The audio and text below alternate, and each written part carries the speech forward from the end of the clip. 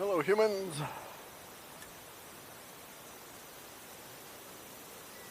Hello, humans. Okay. Going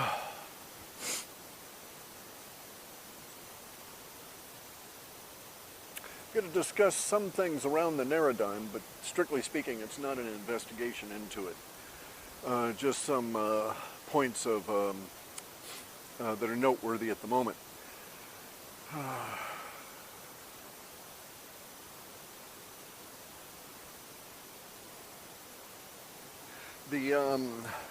So if you're watching this video, the UN is at war with you.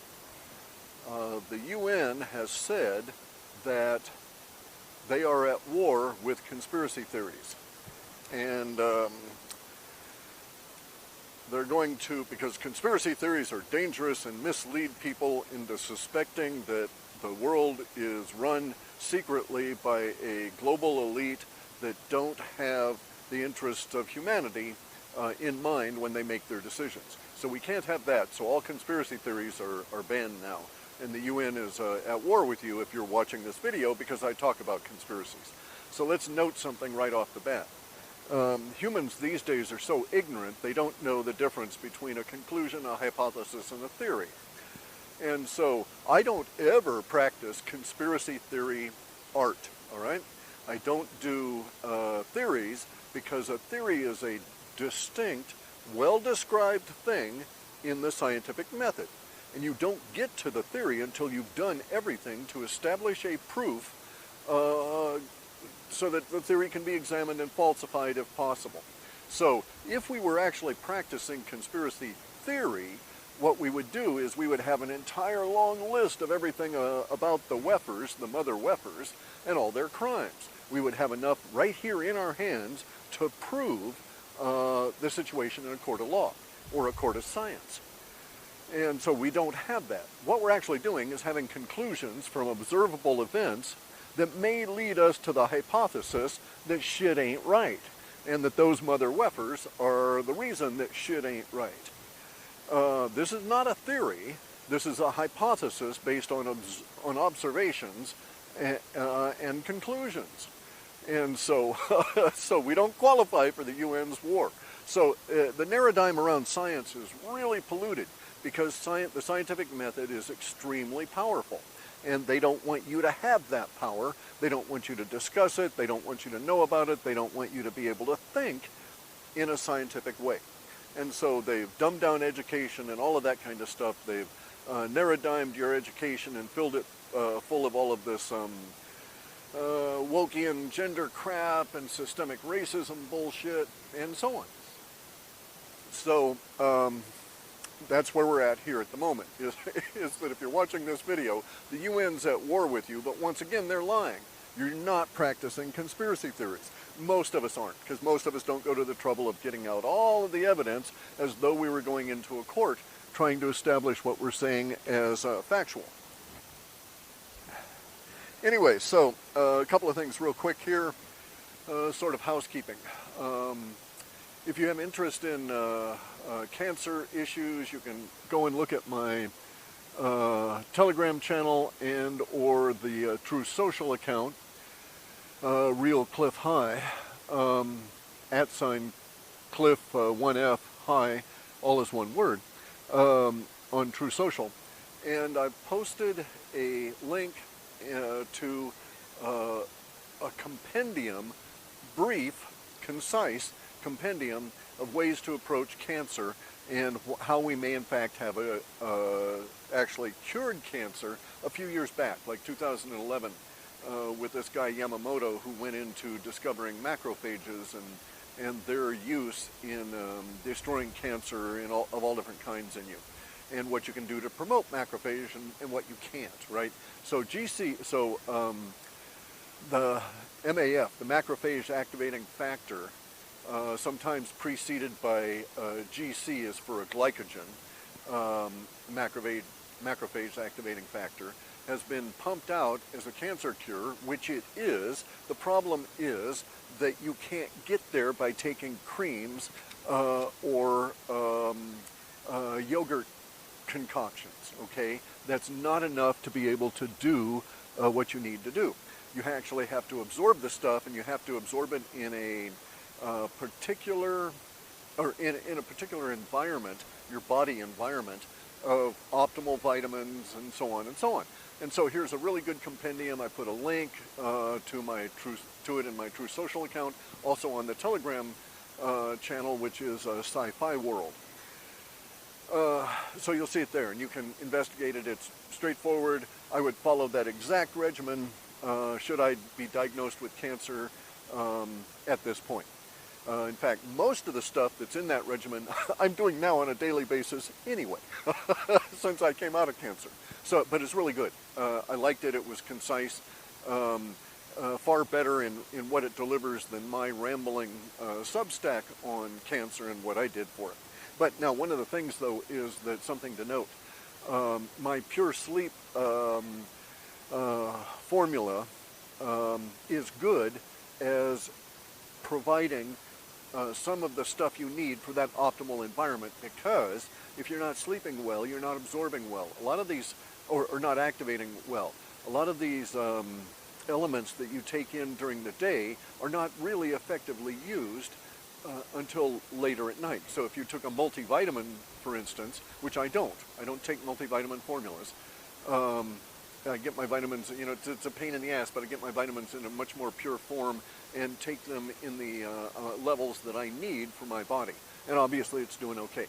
But if you were taking a multivitamin, you might find that, say, 30% of those that you, of the vitamins in that tablet really don't get used until later in the day. Now, in sleep, during sleep, that's when they're most effective. Because of what your body is doing during sleep, which is the rebuild phase. So basically you can think that while you're awake and up and around and moving, you're using your energy to affect things out in the world, and it's only when you're sleeping at night that you get into the situation where that energy can be used to rebuild your body from the travails and trials of the day. So, the Pure Sleep formula aids you getting to sleep, and it also provides you with a lot of the material that your body's going to need to activate those elements you've already previously taken in throughout the day. Now, you have to know, though, that the Pure Sleep Generation 2 does have sugar in it. If you are taking the non-sugar, non-carb approach. Just a second here. No.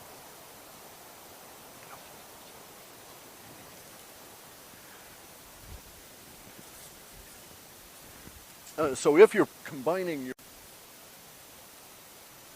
Okay. As I was saying,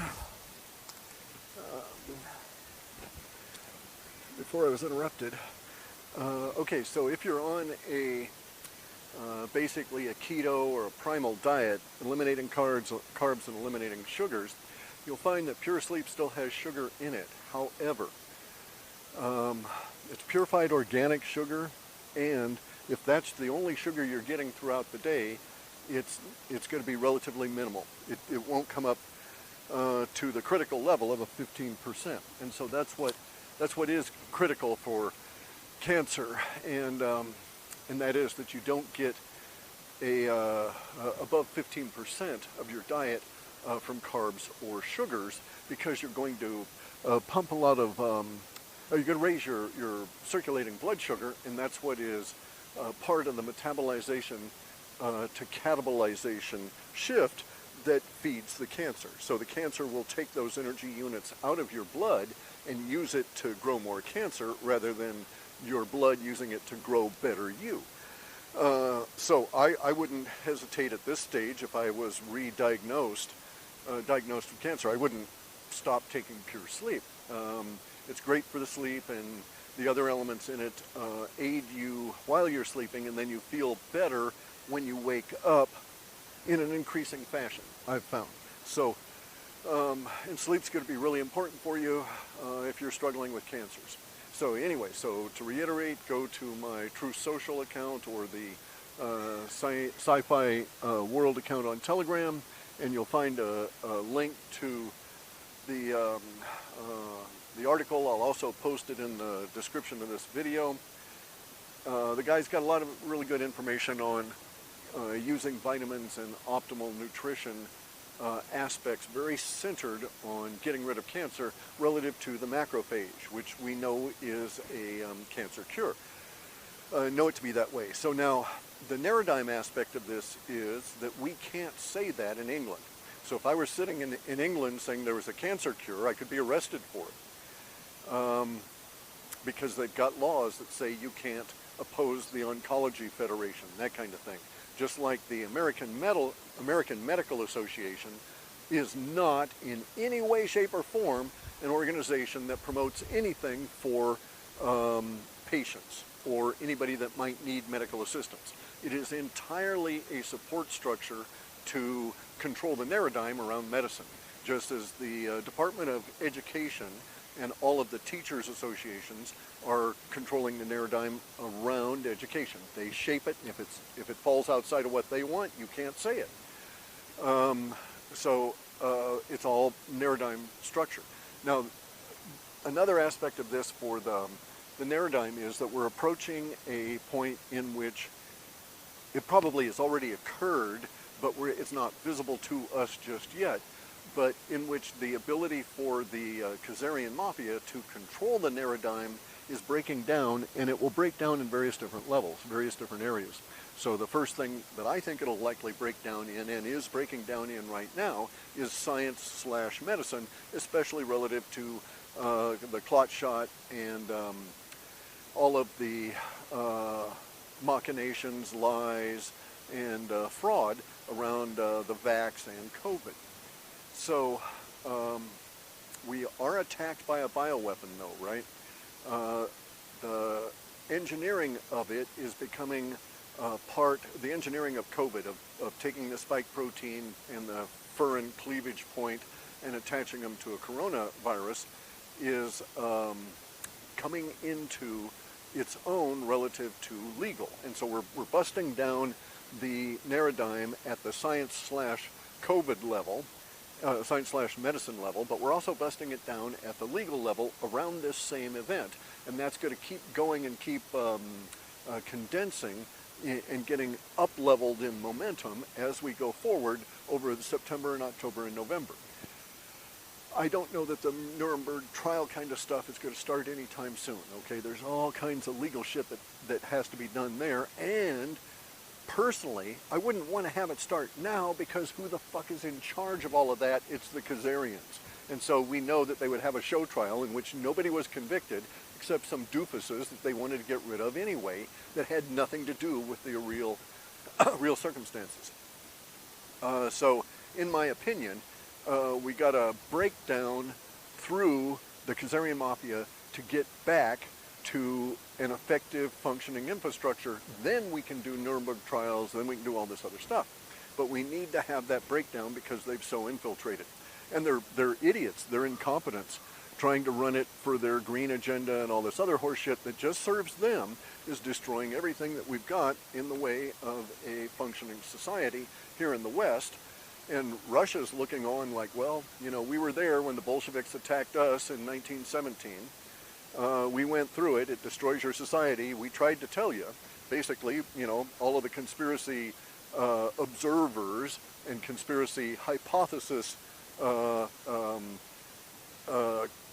creators, not conspiracy theorists, because it's not a theory. It's an observation, it's a conclusion, it's a hypothesis in a scientific sense. All of these guys, we've all been trying to warn all the normies that, hey, you know, shit ain't right, you better pay attention. And let me check that. Yep. Anyway, so the Naradigm around science is breaking down. It's going to contribute to the breakdown of the infiltration of the law system here in the United States. It looks like, in my opinion, that Canada, the Commonwealth, let's put it that way, all the Commonwealth countries, perhaps excepting India, will be going through this much later, and they're going to have a much more difficult time. So proportionately, there's more mother weffers in Canada relative to the population than there are here in the United States. So it'll be easier for the mass of people in the United States to ship things than it is for Canada, Australia, or New Zealand. And everybody needs to be shifted. Anyway, I personally am of the opinion that our constitutional crisis is most likely, I'm of the opinion a constitutional crisis is going to affect the United States. There's going to be a great deal of brouhaha and confusion, chaos, etc., especially in the controlled legacy media, and also in the alt media. We'll get into that in a minute. But that will happen, is most likely to happen from like mid-September through to the end of October.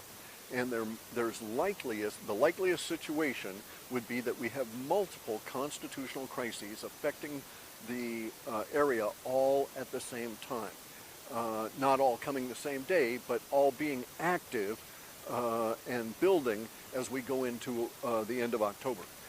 At that point, the chaos and economic things, the chaos in the financial system, you see, there will be chaos affecting economic things, right? Your dollar won't be worth as much. But maybe you figured out some other way to get the goods you want that doesn't involve the dollar, and you'll be much more stable. A trade, for instance. But there will be chaos in the economic things, but nothing like the chaos in the financial system.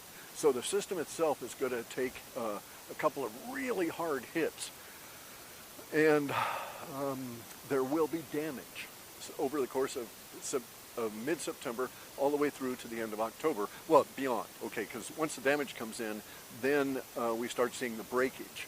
So it's kind of like you're on a big boat and you run into something and you can see that there's damage. The fiberglass is cracked all the way down through the bow, running below the water line, okay? And so you can see that there's been damage. But the injury to it all comes later as the thing sinks and you got to start swimming. And that's what's going to happen to a lot of the political, connected to economic, personality-driven by the Khazarians infrastructure here in the United States. So this is all that abstract infrastructure, right? Laws, not the actual electric lines, those sorts of things. But we're going to have problems with the infrastructure that will also fold into all of this. And that'll hit us probably later in September into October, because I think that that's going to be a sudden and harsh, very abrupt entry into winter this year. I don't know that it's coming in the end of October, maybe much earlier, might be the end of September, but the emotional tension that will arise from all of a sudden this kind of weather, very atypical for us, by the way, to have sunshine at all, but this kind of weather will just cease for lots of the country, lots of the continent, as we go forward, early and very sudden and very harsh. It wouldn't surprise me to get, very early freezing that goes way deeper than usual. So now, as we go forward into the constitutional crisis stuff, we're going to have the mainstream people, all of the politicians, all these kind of stuff, they'll be actively involved in the crises. And the legacy media will be seriously involved because of the conflicting levels, or the conflicting core, the nature, the conflicting substance of the real stories that they're trying to spin and the spin itself. So they're going to get into a situation here. So legacy media will find itself throughout September and October and beyond. I don't think they last much beyond this year. They're going to find itself in a position where they're going to have to try and spin a story to spin it towards the Khazarians. The problem will be that when they do spin it towards the Khazarians, they're focusing laser sharp vision on something that really they didn't want to, right? That really the Khazarians didn't want them to focus on. So this is going to be very interesting time relative to new media versus legacy. Now, in this period of time, we're going to get the new media, the alt media, also going somewhat crazy, okay, because it's infiltrated. There's all kinds of fraudsters in there that are infiltrating for their own grift, and then there's the paid fraudsters that are there to disrupt the alt media such that all of the normies will go back to the legacy media, to CNN and that kind of stuff. And again, it's going to be a case of information that's solid that has to be spun in a way so as to not harm the Khazarians, but nonetheless will focus it on some other aspect of what the Khazarians are doing that they won't want to have happen. And this will just keep going on and on and on for a number of months. They'll bring up a story and you'll see it'll disappear within a couple of days because it'll suddenly dawn on them, oh my God, look, everybody's going over there and looking at this bastard, and we didn't want that bastard looked at.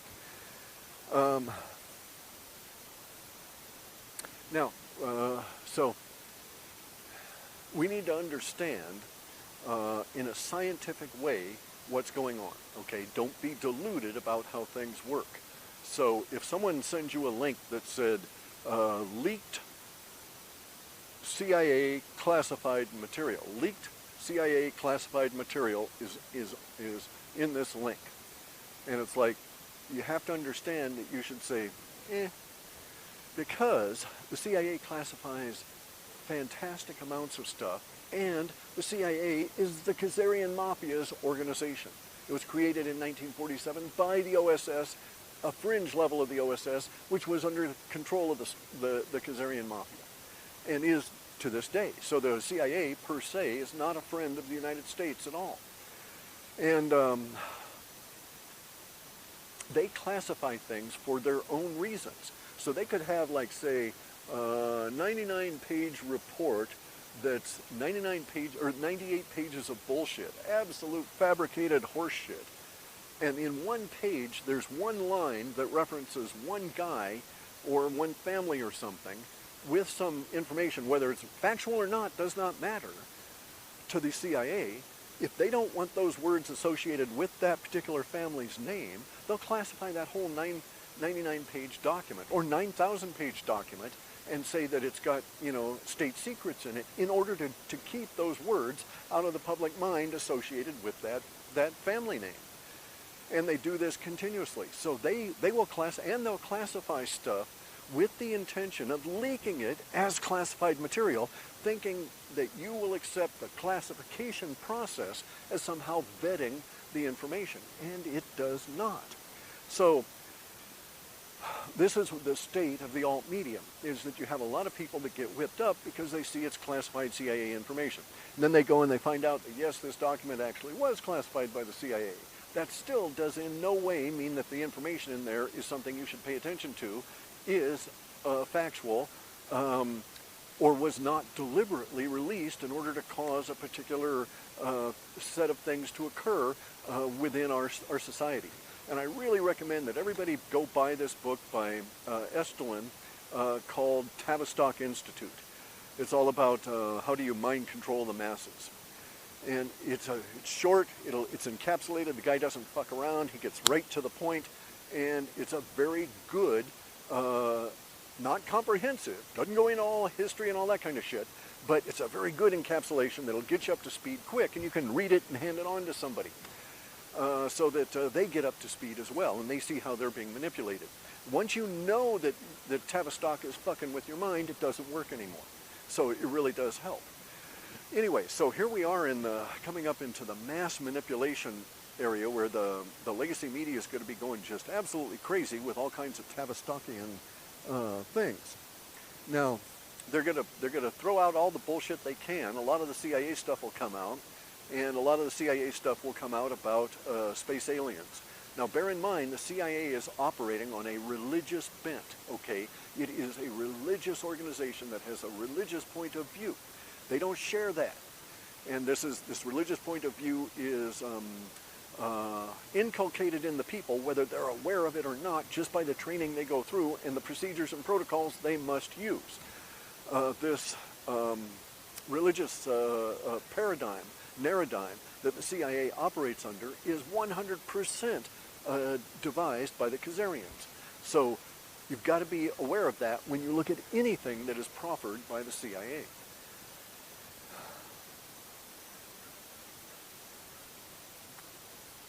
And so I'll tell you personally, I'll actually share. I've told people before. It was in 1968. I'm trying to think of what month it was. It was in Virginia. So it was hot, but it wasn't yet muggy. So it was probably in March or April or May, something like that. In 1968, my father was given a movie, 35 millimeter movie, to show people. And it was supposed to show a bunch of the officers that worked underneath him and his colleagues that were at the same level, and even some generals that were higher than him. So it was because of where he was at that he was given this and the instructions to show it to people, right? And so he got this movie, 35 millimeter movie. It required a 35 millimeter projector and a screen and the sound and the whole thing, right? It wasn't a silent film, and so you had to have sound set up and all of this. It was a classified film. The audio was classified separately.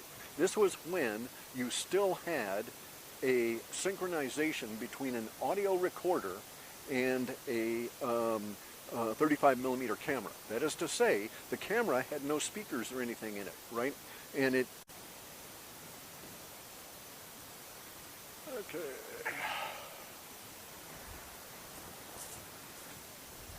Okay, picking up.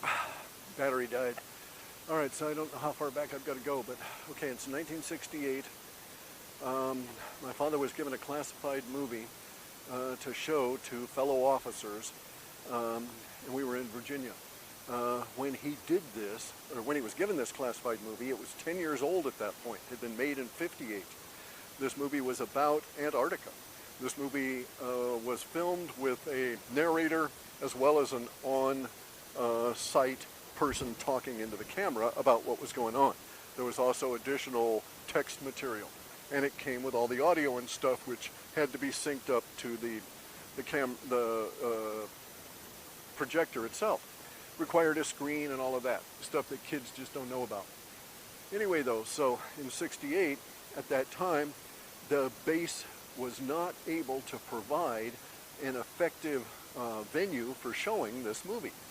And so what they decided to do was to have it shown at my dad's, at our house, this house we were renting. And I ended up running the camera and syncing up the audio with the video because the audio-visual tech that they'd gotten, who was, I think he was like an E3 or something, an enlisted guy, he couldn't get it. He just couldn't get it. So my dad got in disgust. He was like really fucking tired and shit, and he's got people in the house. He didn't like that much, you know, a general. And this kid was just, the guy was just a nervous wreck, and he wasn't performing. So my dad came out to the bedroom I had over the garage and got me, and I went on in, and let me see, so I was like 15, right? 16, 17, 15 or 16, something like that. Anyway, so I'm just a kid, but I came on in and you know, set it up and ran it. And, you know, my dad got the nod from the general that, you know, he told the general, you know, I ain't going to say shit to anybody, which I didn't. And the general said, yeah, they got to see it, you know. And at that time, there were like, maybe there were 15 officers from major up, from the rank of major up there at that point in that screening. And the movie was all about Antarctica, and it shows all these people doing things in Antarctica and stuff that we don't see, that is not common knowledge today. Now, because of the situation, me having to run the projector, and they could not do it in the base because of a whole lot of stuff that isn't pertinent here, I ended up running that camera and that film like 7-8 times over the course of a long weekend from Friday through Saturday and Sunday, just so that everybody could see it. So I got to see it a lot. And I was fascinated, of course. I was just absolutely blown away. Because, you know, you don't get to hear this stuff. You didn't get to see this stuff. And that was 10 years old at the time. Anyway, though, so it shows, for instance, it shows bulldozers taking lumps of coal that's already mined, that's already refined, literally near-round oblate spheroids of coal about 2.5, 3 pounds, extremely hard anthracite, purest coal they'd ever found. And there was one mountain that the narrator said in the movie would supply the United States with all of its electrical needs and all of its natural gas needs and all of its oil needs, because you can get oil out of coal, for the next 200 years in that one mountain. And you could see many, many, many mountains of this stuff receding into the background. And so, very unusual movie, to say the least. Anyway, that was classified. Okay, as far as I know, it's still classified. I've never seen it out and about. So classification at that stage was because of its resource issues, right? Not because it had any particular value in the moment of providing an understanding of the actions of the powers that be about some other subject. So, in other words, if you were wondering what the powers that be were doing about Antarctica, yeah, that movie was pertinent. But if you were wondering about what they were doing relative to human trafficking, that Antarctic movie did not in any way pertain to it. But what we're going to come up against here in September, October, in the alt media, will be people that will take classified information and then try and apply it over here. Now, a lot of those guys are going to be disinformation, psyop, paid, trolls and moles kind of thing, right? It's going to get really ugly as we go forward. And it's all part of the big ugly here, because we're going to be fighting among ourselves for a while. But this is very necessary. So you'll note that among the leftists, they have this like purism thing where, you know, I'm more socially aware and social justice warrior than you are, and so I can cancel you. That sort of like status thing.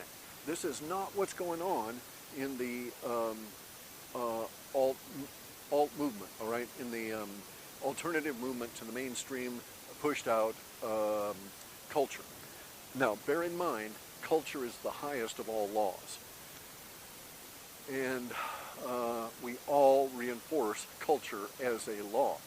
The cultural reinforcement that we're going to go through in September and October and beyond, as I say, will be triggered and affected by the constitutional crises that we will be going into.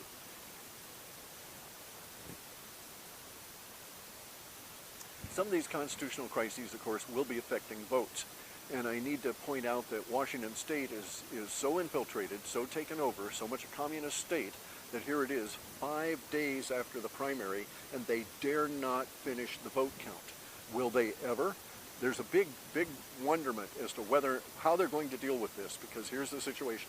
There's this guy in our state running in the primary. His name is Joe Kent. He's neck and neck with the bastards that they've picked, that the WEFs have picked, to go head-to-head with him. He's neck to neck with the WEF establishment here in Washington State. He's close enough to be able to call for a recount with the votes as they are tabulated now. And a recount is not what they want, okay? But here's their problem. They're saying that there's 5% of the votes are left yet to count 5 days on. And they haven't said when they're going to get done with it.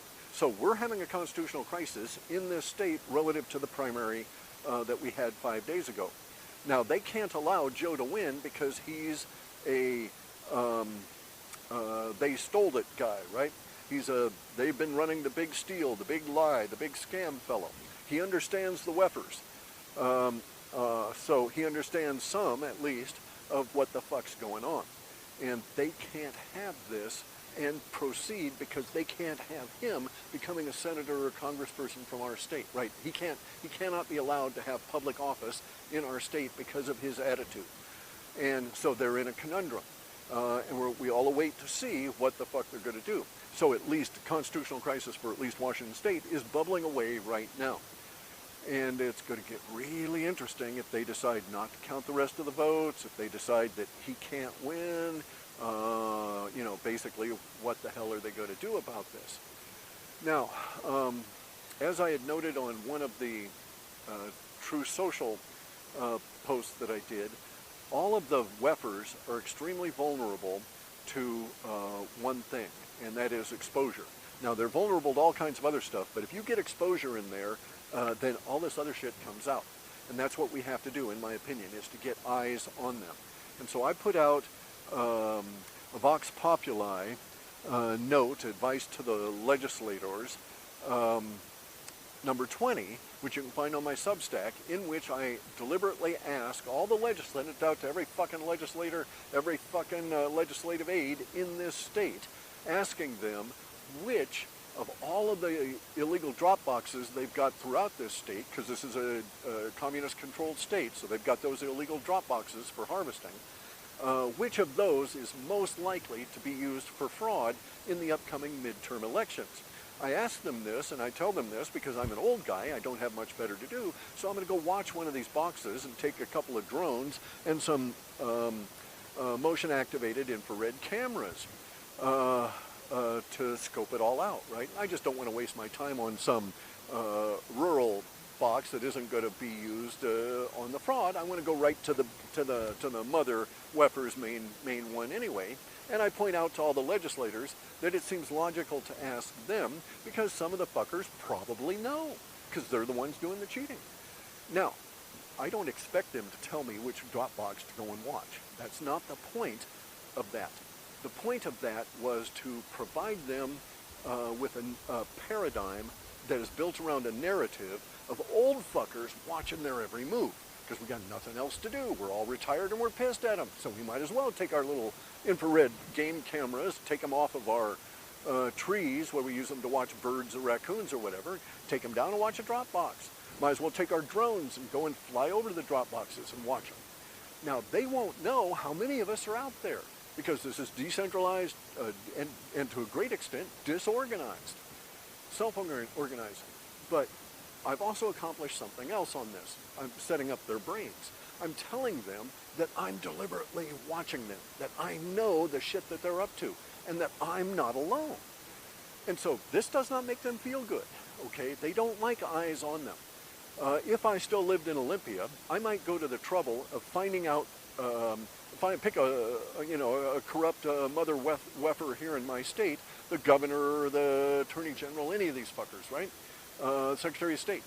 And I would then go and place myself, I'd find out their schedule, go and place myself in positions to where they could see me watching them. And that would be the point, not to actually watch them. Yeah, I would do things like make notes and have my camera and take pictures and shit. But the point would be that they see me doing this because that's going to make them a little weird. There's eyes on me. And so I'm doing everything I can from now through to the midterms to let them know every fucking day's eyes are on you. Because as I say, it's going to rattle them. You know, these people are mentally weak to be blackmailed into the situation that they're in now, or mentally weak for having absorbed the propaganda that makes them act the way that they are acting, which is not natural. That's to say, all of their actions are actually against nature, because that's what the Khazarians want to do. They don't want us to be in an active biosphere. They want the biosphere to die. So, so they want to restrict your access to energy and all of these kind of things. And so they're anti-natural forces. And it freaks them out if we tell them that we're watching them. So my whole thing is to put eyes on them and let them know. Guess that's it. Anyway, so if you're dealing with cancer, go check out this link. Don't worry about Pure Sleep if you're dealing with cancer and you're in a restricted carb diet. If you're just doing the Pure Sleep and not eating candy bars or anything like that, it's not going to give you enough sugar to worry about because you're still under 15%. So I was actually at a point where I went keto I was probably maybe 8 or 9% of my calories every day were from some form of carbs. And I got really good. I started feeling better, started getting lean on it, and then I gradually reintroduced the carbs in the form of fructose because you need those. You need those sugars. It's a vital part of the brain, cholesterol management, all different kinds of things.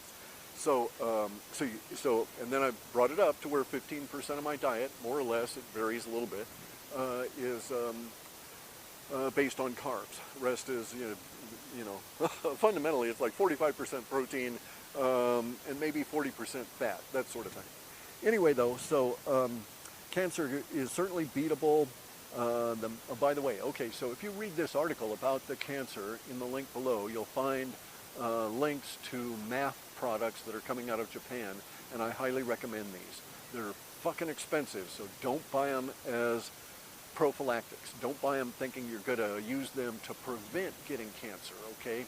Only buy them if you're actively dealing with the cancer itself, because it's like $210 for a 60-day supply of these pills.